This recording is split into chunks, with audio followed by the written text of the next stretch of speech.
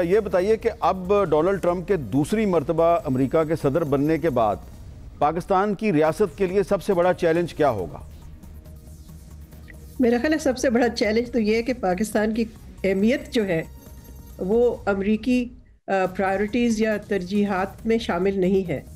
یعنی کہ پاکستان اپنی اہمیت کھو چکا ہے اور پچھلے چند سالوں میں ہم نے دیکھا ہے کہ جب سے امریکہ نے ملیٹریلی وڈرا کیا ہے افغانستان سے، اس کے بعد سے پاکستان اور امریکہ کے بائی لیٹرل باہمی تعلقات جو ہیں وہ ایک چوراہے پہ کھڑے ہیں اور وہیں کھڑے رہے ہیں، اس لیے کہ ان پہ جو حاوی تھا ایشو وہ افغانستان میں جو جنگ ہو رہی تھی جس کے لیے امریکہ کو پاکستان کی تعاون کی ضرورت تھی.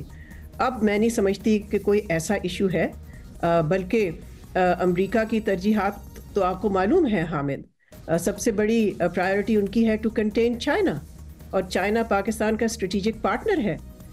اس کے علاوہ امریکہ کا اسٹریٹجک پارٹنر ہمارے خطے میں بھارت ہے. تو between these two relation ships, یعنی کہ بھارت، امریکہ، پاکستان، چائنا، تو اسپیس کافی لمیٹڈ ہے پاکستان امریکہ تعلقات کے لیے. تو آئی تھنک ہمیں یہ مد نظر رکھنا چاہیے. جی سہیل ولائی صاحب، آپ ڈاکٹر صاحبہ سے کچھ پوچھنا چاہیں گے؟ ڈاکٹر صاحبہ، یہاں جو یہ تاثر پایا جاتا ہے سیاسی حلقوں میں کہ جو نئے ریپبلکن پریزیڈنٹ ہیں وہ شاید عمران خان کے لیے آواز بلند کریں، شاید پریشرائز بھی کریں، تو آپ تو امریکن پالیٹکس کو بہت اچھی طرح جانتی ہیں، اس کا کتنا امکان ہے؟ دیکھیں، اس میں تو کوئی شبہ نہیں ہے کہ ماضی میں صدر ٹرمپ اور سابق وزیر اعظم عمران خان کے بہت ہی وارم تعلقات تھے اور وہ ایک دوسرے کو پسند کرتے تھے. لیکن دیکھیں، جو ملک ہوتے ہیں وہ اپنے مفاد کے مطابق ایکٹ کرتے ہیں.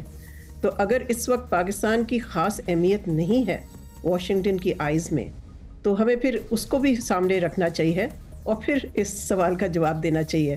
لیکن اصل جواب اس کا تو صرف صدر ٹرمپ کے پاس ہی ہے. اچھا، شاہزیب صاحب آپ کچھ پوچھنا چاہیں گے ملیحہ لودھی صاحبہ سے؟ جی ملیحہ صاحبہ، میں یہ جاننا چاہ رہا تھا کہ ظاہر بہت سارے ایشوز ہیں جس پر بات کی جا رہی ہے، مگر اگر دیکھا جائے جو پہلا ایگزٹ پول آیا اس کے مطابق تقریباً 70% سے زائد جو امریکی تھے وہ معیشت کو لے کر اور امریکہ کے مستقبل کو لے کر بہت زیادہ پریشان تھے. آپ وہاں پر جب آپ نے سرو کیا، آپ نے دیکھا کہ کس طریقے سے امریکہ کا نظام کام کرتا ہے، کس طریقے سے الیکشنز کام کرتا ہے. آپ کو لگتا ہے کہ جو انکمبنسی فیکٹر ہے، کیونکہ وہ وائس پریزیڈنٹ ہیں، بائیڈن انتظامیہ اتنی زیادہ پاپولر نہیں تھی، اسی نے زیادہ ہٹ کیا ہے انہیں، یا پھر کچھ اور وجوہات ہیں؟ میرا خیال ہے آپ نے ٹھیک نشاندہی کی ہے. بائیڈن انتظامیہ بہت ہی کمزور انتظامیہ تھی، اور پھر ان کا کینڈیڈیٹ جو ڈیموکریٹک پارٹی کا کینڈیڈیٹ تھا یا تھی وہ بہت ہی کمزور تھی. تو یہ تو بہت ہی میجر فیکٹر تھا، اور واقعی انفلیشن ایک میجر ایشو رہا اس کیمپین میں. لیکن آئی تھنک اصل سوال یہ ہے کہ اب صدر ٹرمپ اس کے بارے میں کیا کرتے ہیں، بیکاز ایک جنگ جس کا ذکر زیادہ نہیں ہو رہا ہمارے ٹی وی پروگرامز میں، زیادہ تر ظاہر ہے یوکرین کی جنگ اور غزہ کی جنگ کا ذکر ہو رہا ہے. تیسری جنگ جو ہے وہ ٹریڈ وار ہے، تجارتی جنگ. تو اس پہ ہمیں دیکھنا ہے، اس لیے کہ صدر ٹرمپ نے بار بار کہا ہے کہ وہ 60% ٹیرفز لگائیں گے چائنیز امپورٹس پہ، جس کا اثر پوری دنیا کی معیشت پہ پڑے گا، خاص طور پہ یورپین معیشت، یورپین اکانومیز پہ. اس کے علاوہ انہوں نے یہ بھی کہا ہے کہ میرا ٹیرف پلان یہ ہے کہ میں جتنے بھی فارن گڈز آئیں گے امریکہ میں ان پہ 10% میں ٹیرف لگاؤں گا. تو یہ جو ٹریڈ وار ہے، میرا خیال ہے اس کو بھی ہمیں سامنے رکھنا چاہیے، بیکاز یہ بہت ہی ڈی اسٹیبلائزنگ ہوگا دنیا کے لیے اور گلوبل اکانومی کے لیے. جی شہزاد صاحب. جی ملیحہ صاحب، السلام علیکم. 2017 میں 2 foreign policy frame work Trump administration سامنے لائی تھی، جس میں ایک ساؤتھ ایشیا کے حوالے سے تھا. اس پالیسی کو آپ کہاں جاتا ہوا دیکھ رہی ہیں، کیونکہ اس وقت اوبویسلی افغانستان سے امریکہ کا انخلا بھی نہیں ہوا تھا، اور دوسرا جو ٹرمپ ایڈمنسٹریشن اور خاص طور پہ ان کی داماد کی ایک ایفرٹس تھی کہ مڈل ایسٹ کنٹریز کو کنونس کرنا کہ وہ اسرائیل کو ریکگنائز کریں، اور اس وقت آپ کو یاد ہے کہ پاکستان کے حوالے سے بھی اسپیکولیشن ہو رہی تھی. تو وہ اب پالیسی آپ کہاں جاتی ہوئی دیکھ رہی ہیں؟ دیکھیں، جہاں تک ہمارے خطے کا تعلق ہے، ساؤتھ ایشیا کا تعلق ہے، اس میں تو بہت کلیئر ہے امریکن پالیسی، اور اس میں تو تسلسل بھی ہے.